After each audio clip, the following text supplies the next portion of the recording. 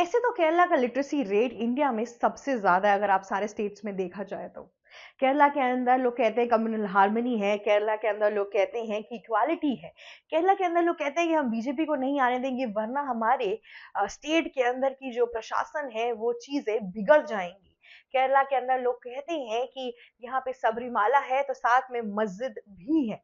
सबसे न्याय प्रिय, खूबसूरत, शांतिपूर्वक स्टेट कौन सा है? केरला, ऐसा लोग कहते हैं।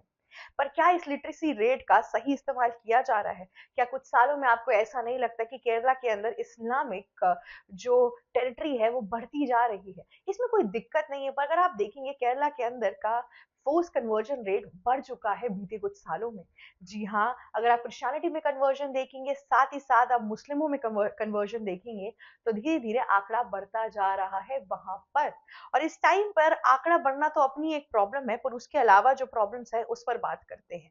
ये सारी प्रॉब्लम्स अब राजनीति के ऊपर भी चलने आने लगी है, राजनीति भी इफेक्ट हो रही है।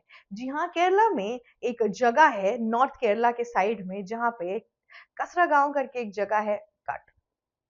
केरला में अभी एक डिस्ट्रिक्ट की वीडियो आई जहां पर एक पार्टी के लिए जो क्या कहते हैं नॉर्मल इलेक्शंस होते हैं उसमें आपको दो हिजाब वाली लड़कियों को बैठाया गया और साथ में बोला गया, उनके जो पार्टी के लीडर थे उन्होंने बोला कि देखिए इनको आप वोट करिए, ये 5 टाइम दिन में नमाज पढ़ती हैं, हैवी फास्टिंग यानी व्रत करती हैं, साथ ही साथ अल्लाह की खिदमत में पूरे दिन लगी रहती हैं। क्या इस बेसिस पर केरला के अंदर अब वोटिंग हो रही है? देखिए, भले ही बात हो ग्राम पंचायत की या फिर लोकसभा इलेक्शन की, हमेशा वोटिंग कास्ट और रिलीजन बेसिस पे नहीं की जाती है, बेसिकली कौन कितना काम करेगा उस बेसिस पे की जाती है। पर खैर चलिए, इंडिया के अंदर ये बात छुपी नहीं हुई है कि कास्ट बेसिस पर वोटिंग नहीं होती है, हमेशा माइनॉरिटी के नाम पे एक रिलीजन को ही हिट किया जाता है। पर सामने से जब आप अपनी जनता से बात कर रहे हैं तब तो आपको सच्चाई बोलनी चाहिए। तब इस तरीके से इलेक्शन जीतना, क्या ये कहीं भी किसी भी तरीके की महानताएं हैं? इस पर एक सवाल जो इस टाइम पे उठ रहा है वो बहुत ज्यादा इंपॉर्टेंट है। ये जो कड़ी सी जो एक कड़ी बनी हुई है ना लोगों के बीच में, इस पर बोलना बहुत ज्यादा इंपॉर्टेंट है। साथ ही साथ केरला में अगर आप देखेंगे तो पिनराई विजयन पिनराई की जो गवर्नमेंट है उन्होंने काफी हद तक अब हमेशा हिजाब रो के लिए, अलग अलग चीजों के लिए लड़ाई की है। अभी फिलहाल तक केरला में इकलौता केस नहीं है जहां पे हमें ऐसा कुछ पता चल रहा है। अभी रिसेंटली एसडीपीआई का एक पोस्टर निकला था जहां पे दो तीन लड़कियां थी एक्चुअली, हिजाब पहने हुए थे और उनको बोला जा रहा था कि आप इन्हें वोट करिए एंड एवरीथिंग। और बाद में ये पता चला कि वो दो हिंदू लड़कियां थी जिन्हें मुस्लिमों की तरह मुस्लिमों का हिजाब पहनाया गया था और वहां पे उनको वोटिंग लिस्ट में रखा गया था। इसके पीछे की सच्चाई हमें आज तक नहीं पता चल पाई है क्योंकि चीजें सामने ही नहीं आ रही है। केरला के अंदर अगर मुस्लिमों के साथ थोड़ा सा भी अत्याचार होता है तो पिनराई की गवर्नमेंट एक्चुअल में जाती है कोर्ट के अंदर उस चीज के खिलाफ बात करने के लिए। पर जब सबरीमाला में हिंदुओं का बुरा हाल था, 3 घंटे तक पानी नहीं मिला था, बावजूद इस बात के कि हर साल केरला में सबरीमाला के लिए मिड नवंबर से लेके मिड दिसंबर के बीच में श्रद्धालु जाते हैं, घने जंगल में जाते हैं, और इस टाइम पर भी अगर प्रशासन ने उस चीज का निरंतर तरीके से व्यवस्थाएं नहीं की थी तो ये गलत है। कुंभ का जो पूरा फेस्टिवल होता है वो इससे भी बहुत बड़ा होता है, पर उसके बावजूद भी केरला के अंदर सबरीमाला जैसी गलती हो गई। वो सिर्फ इतना ही बड़ा एग्जाम्पल नहीं है, अभी रिसेंटली अगर आप मालापुरम के एक स्कूल के अंदर सीता माता को लेके बहुत ही डिसरिस्पेक्टफुल आर्ट एक पूरा ड्रामा किया गया था, और इतना ही नहीं, उसने स्टेट लेवल कंपटीशन भी जीता। स्टेट लेवल कंपटीशन बिना केरला की गवर्नमेंट के बिना तो आप जीत नहीं सकते हैं। क्रिएटिविटी से दिक्कत नहीं है, पर उन्हें ऐसा हिंदू दासियों के नाम से एक तरीके का उनका पाठ था जहां पे उनको बताया गया था कि कैसी हिंदू की दासियां हैं। अगर आपको पता हो कि रामायण, महाभारत, ये सब कुछ सिर्फ इसलिए हुआ था क्योंकि औरत के साथ कहीं ना कहीं नाइंसाफी हुई थी। हमारा कि महाभारत में कुछ चीजें क्वेश्चनेबल है चीजें, पर हमारे आपके सामने तो है ना। लेकिन क्या हम इस्लाम के अंदर घुसते हैं कभी भी? क्या आपको इस्लाम की कोई भी कहानी पता है? क्या इस्लाम की गलतियों के ऊपर कभी भी कोई ड्रामा, कोई एक्ट या कोई प्ले बनता है? एक बार नुपुर चौधरी ने सच्चाई क्या वाकिफ करा दी थी, लोगों के होश उड़ गए थे और उस चीज को कम्युनल हार्मनी को बर्बाद करने का एक इल्जाम लग गया था। क्या हम इस चीजों पे कभी भी बात करते हैं? जिस तरीके से इस टाइम पे हिंदुत्व का मजाक उड़ा रहे हैं ये लोग, क्या वो गलत नहीं है? अब जाके आरएसएस की शाखाएं जब केरला के अंदर आई हैं, तब हिंदुओं को एक एम्पावरमेंट फील हो रही है कि इतने टाइम से जो उनके साथ गलत हो रहा था उस पर अब एक सवाल उठना चाहिए। देखिए, मैं हिंदू और मुस्लिम करने में कोई इंटरेस्टेड नहीं हूं, पर मुझे एक चीज लगती है कि हमारे देश के अंदर हिंदुओं का मजाक उड़ाना एक फैशन कब से हो गया है।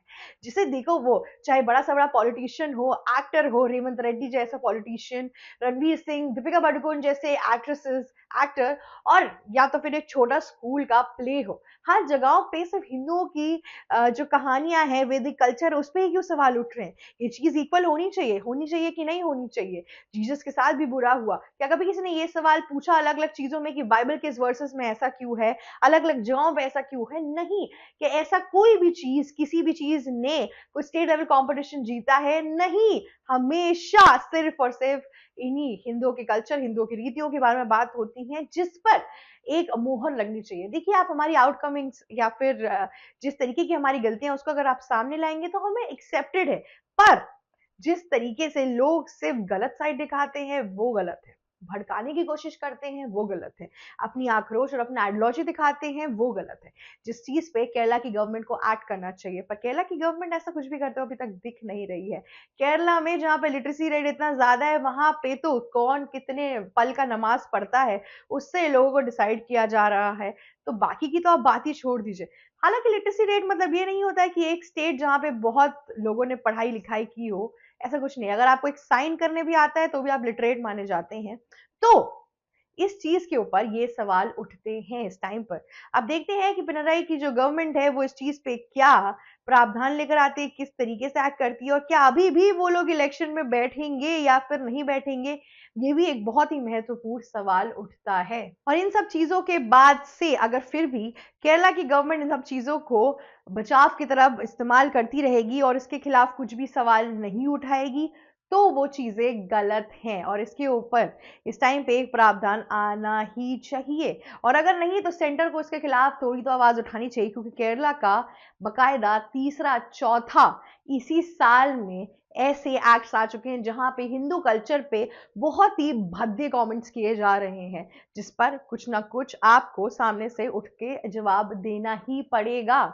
खैर, आज के लिए इतना ही। अब देखते हैं कि केरला की सरकार इस चीज को कैसे लेती है, और एसडीपीआई और सीपीएम जिस तरीके से भी इस पे एक्ट करेंगी वो उनका भी गिरवान बताएगा कि केरला के अंदर कितनी कल्चरल हार्मनी है, कितनी रिलीजन हार्मनी है, या फिर ये भी पता चल जाएगा कि किस तरीके से क्या वहां पे भी माइनॉरिटी वोटर बैंक भरने की साजिशें चलती आ रही हैं इतने सालों से, जिसे वो कम्युनल हार्मनी का नाम देती हैं। इन सब चीजों के लिए बने रहिए हमारे चैनल पे। नमस्कार दोस्तों, मेरा नाम श्री चित्रांशी है। आशा करती हूँ आपको मेरी वीडियो अच्छी लगी हो, और अगर आपको ये पसंद आए तो प्लीज लाइक, शेयर, सब्सक्राइब और कमेंट करना मत भूलिएगा। जाते जाते बेल आइकन भी हिट कर दीजिएगा। Thank you so much. ABC Hindi news, आज ही जुड़िए हर खबर के साथ।